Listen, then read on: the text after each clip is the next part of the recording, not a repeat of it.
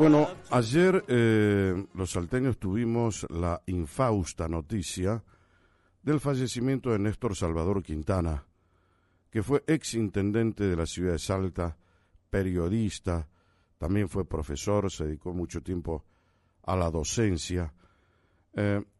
Había nacido en Salta en el año 1933 y dice que dejó una huella en todos los ámbitos donde supo ocupar un lugar. Yo no conocía a Quintana, nunca fui amigo de él, pero reconozco que hay mucha gente que hablaba muy bien de Quintana, pero uno de los que me llamó mucho la atención por la entrevista que le hizo y sobre todo por el legado. A mí, ¿qué es lo que me importa? ¿Por qué voy a hacer esta entrevista ahora? Porque me interesa el legado. No estamos haciendo un programa acá para manejarnos socialmente. A mí me interesa el legado de aquellas personas que dejan una huella en una sociedad. Me parece que Quintana la dejó y vamos a hablar con alguien que la pudo haber recuperado, la puede transmitir adecuadamente a la sociedad. No es otro que Gregorio Caro Figueroa, que también es periodista, es historiador, habló con Quintana, lo conocía a Quintana en sus épocas más productivas y vamos a charlar con él un momento. Gregorio, Jorge Calvo te saluda, buen día. Buen día, Jorge, buen día, muchas gracias. Bueno, contanos un poco, a ver, ¿qué legado nos deja Néstor Salvador Quintana? Vos lo conocías, como decía hace un momento, en la época en que era mucho más productiva su vida y donde además se había forjado en los diarios, en las imprentas, en la tinta del periodismo, y también se consagró en algún momento de su vida al tema político, ¿verdad? Sí, así es. La primera impresión que conservo intacta de Néstor es que fue como personalmente una persona afable, nunca lo vi malhumorado, fue jefe mío de una de las redacciones, el Diario Norte, por ejemplo, y era una persona, digamos, que a diferencia, conceptualmente, de quienes invisten un rango mayor, estaba al lado de los colegas que trabajamos ahí, y sí, era un hombre abierto. También, digamos, me impresionó siempre su capacidad, digamos, de diálogo. Era un gran lector. En los últimos meses yo lo visité con un primo hermano suyo ahí en su casa. Tenía una biblioteca importante, me regaló algunos de sus libros, conversamos. En ese momento estaba bien, estoy hablando de 4 o 5 meses. Después, bueno, su salud se fue deteriorando rápidamente, pero la impresión como persona es esa. En segundo lugar, que él empezó muy joven, de los 90 años, 91 que iba a cumplir de la próxima semana.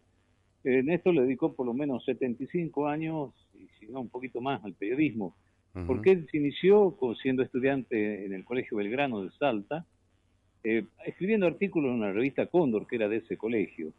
Y luego siguió y se incorporó formalmente al periodismo a los 18 años, como me contó. Ese reportaje yo le hice cuando él cumplió 80 años, 2 días o 3 días antes de cumplir 80 años, una larga conversación ahí en su casa.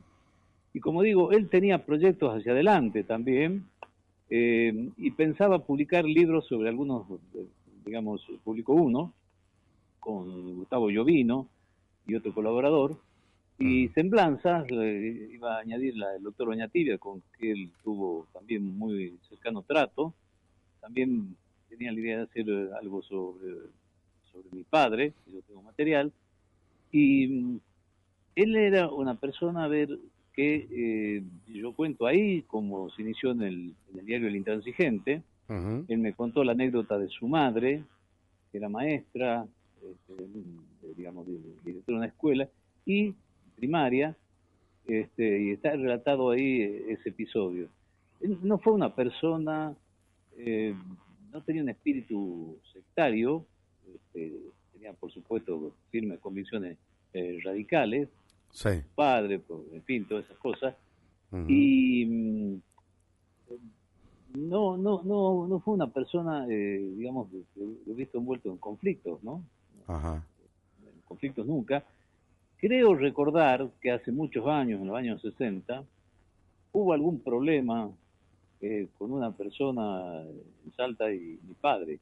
No sé si me equivoco, pero ese es el recuerdo que tengo, a lo mejor equivocado, Ajá. que él salió de padrino, porque antes, hasta esos años se hacían lances caballerescos para limpiar el honor, Ujú, ¿no? Y en Salta hay un relato de Juan Carlos Dávalos muy antiguo que se llama la epidemia de duelos, ¿no? Se retaban a duelo a las personas, se ujú. batían sable, pistola. Bueno, creo que Néstor participó en una de esas como padrino.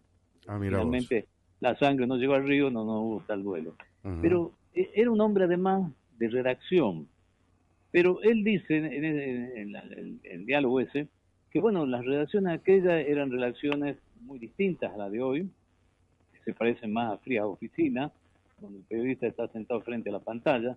Ahí los periodistas eran periodistas de la calle, que recorrían la ciudad, que se quedaban al trasnoche hasta que salga el diario de la rotativa, que después se iban, digamos, a algún café que quedaba abierto en el centro de la ciudad.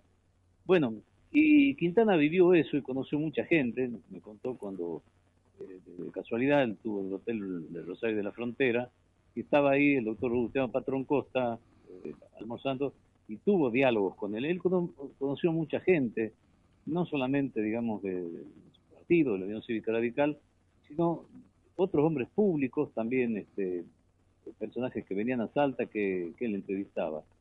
A Ujú. mí me parece que desde el punto de vista de la ética periodística, Sí. que a veces suene en algunos casos como una palabra rara, la ética periodista, como Ujú, incompatible, no. Él mantuvo esa actitud, ¿no?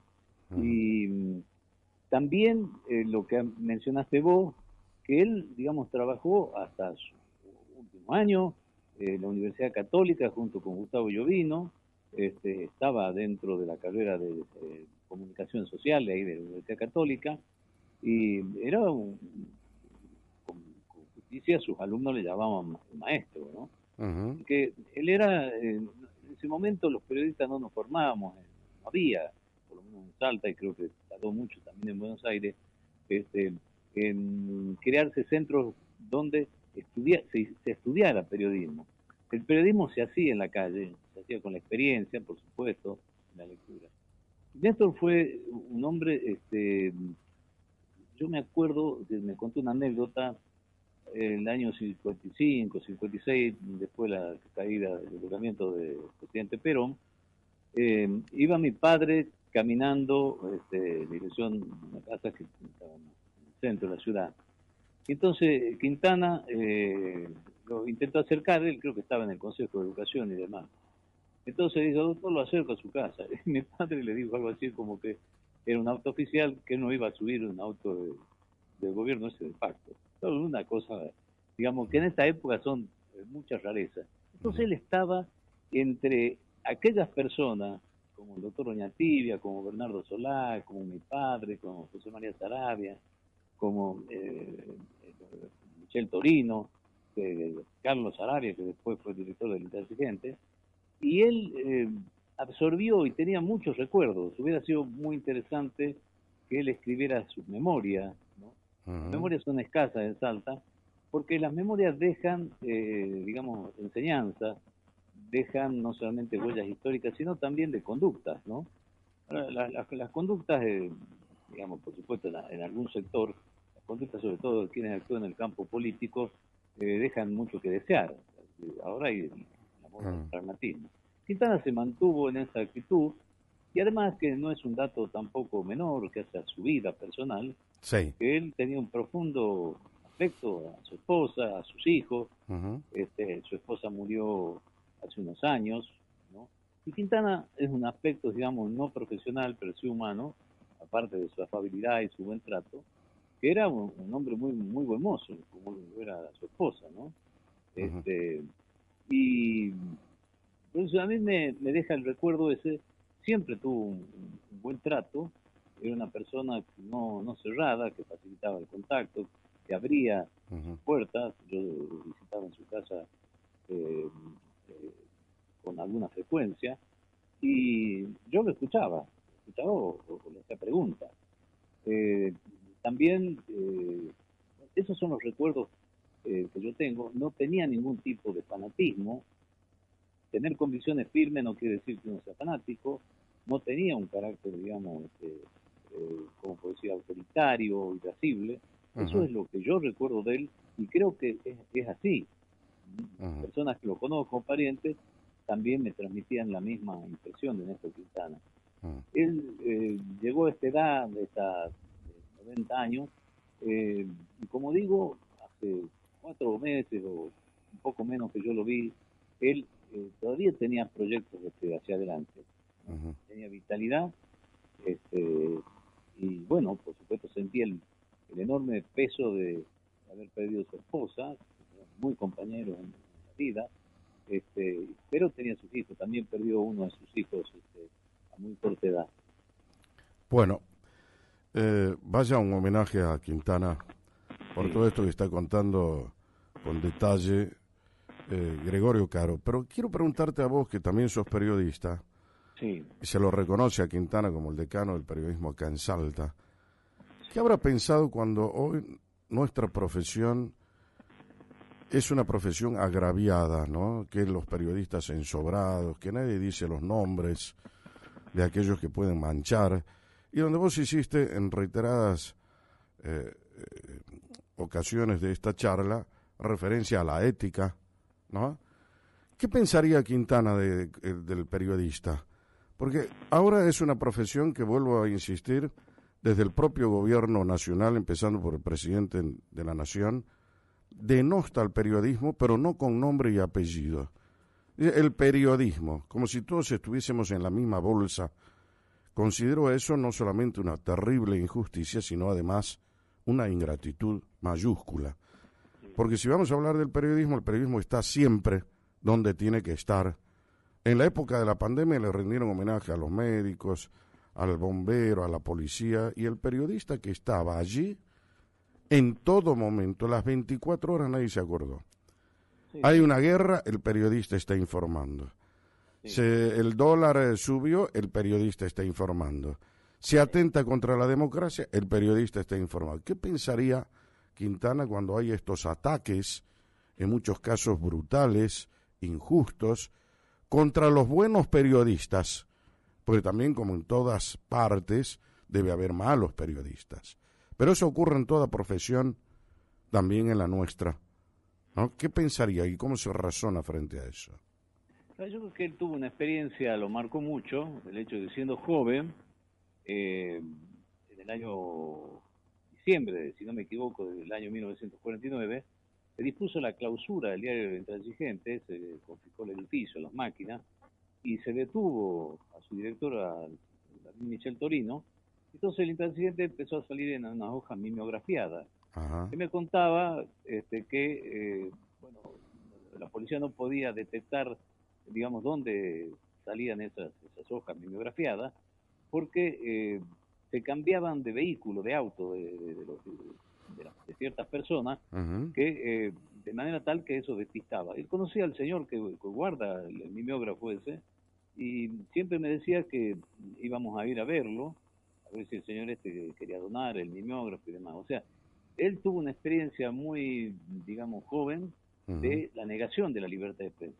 Ahora, como periodista, personalmente, y creo que también eh, me niego a hacer, digamos, las generalizaciones, eh, porque eh, en otros países hay códigos, ¿no es cierto?, escritos y no escritos, de conducta periodística. Uh-huh. Digamos, me parece que hay dos extremos que igualmente él rechazaría. Que es el extremo, digamos, de que el ser periodista otorga cierta impunidad, digamos, ¿cierto? O, digamos, que ser periodista es un oficio, una profesión absolutamente, digamos, peligrosa y riesgosa. Yo creo que lo que el periodista tiene que hacer es un autocontrol. Y lamentablemente, en el campo, digamos, las playas del periodismo, ha habido un desembarco en los últimos años, ¿no es cierto?, de una cantidad, ¿no es cierto?, de personas que han llegado al periodismo y que, por supuesto, de otros territorios no profesionales, y que se han convertido, digamos, en agentes de extorsión, montaje. Yo, bueno, a mí me echaron, me dejaron cesante de un diario, no quiero contar mi historia personal, y también, digamos, en algunos medios que yo trabajé, así como había personas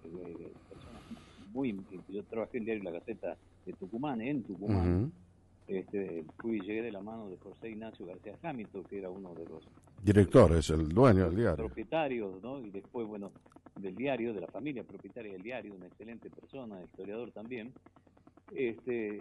Y en esos años, digamos, ahí yo respiraba un clima muy bueno. Yo recuerdo a periodistas de la época de Quintana, Julio César Rodríguez Vega, y podría dar otros nombres, ¿no es cierto?, que eran periodistas muy profesionales, ¿no es cierto?, que tenían un trato muy correcto con los periodistas, que éramos, digamos, como soldados rasos, y que tratamos de aprender de ellos. Después, digamos, claro, como digo, se mezclan, ¿no es cierto?, y el periodista ha sido objeto muchas veces de los dos extremos, ¿no? Por una parte, los halagos desde el poder, ¿no? Funciona la maquinaria, digamos, como han dicho la expresión de sobrado, de los medios que se sostienen misteriosamente, digamos, con pautas publicitarias de gobierno, que son cortesanos, ¿no es cierto?, del poder, y hay un periodismo, digamos, que es profesional y que no es sistemáticamente crítico. El periodista puede equivocarse, ¿no es cierto? A mí me extraña que en los últimos años el periodismo nacional incluso esté utilizando cada vez más ya en exceso un lenguaje bélico. Todos son, tengo un catálogo de 40 por lo menos palabras que están vinculadas con la violencia. Con la violencia. Hay una violencia verbal. Y luego también que hay, digamos, un periodismo de conjetura. La conjetura no es una información, es una conjetura. Se diría, podría ser, se rumorea. El periodismo antes, esta parte la termino, había, digamos, un código no escrito, pero que se cumplía.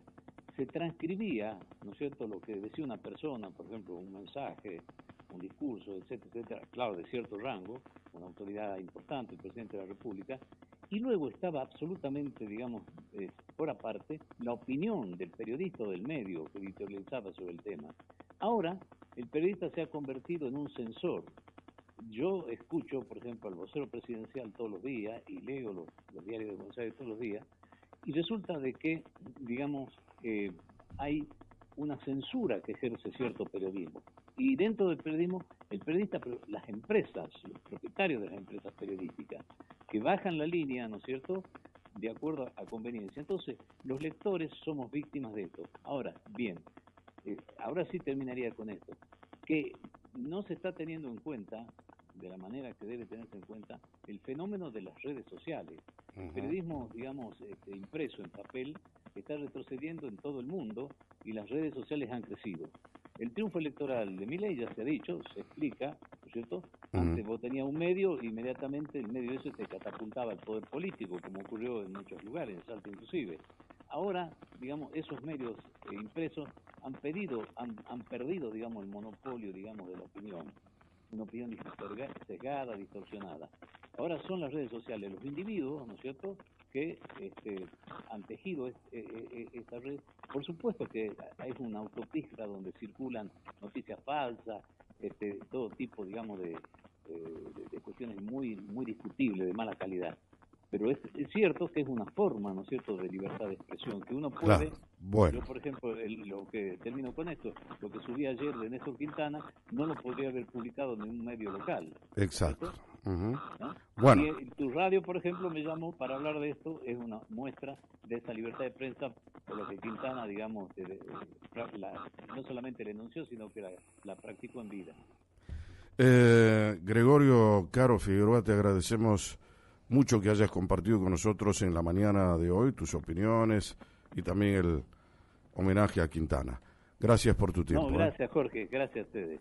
Quo Vadis, con Jorge Calvo, periodismo en serio.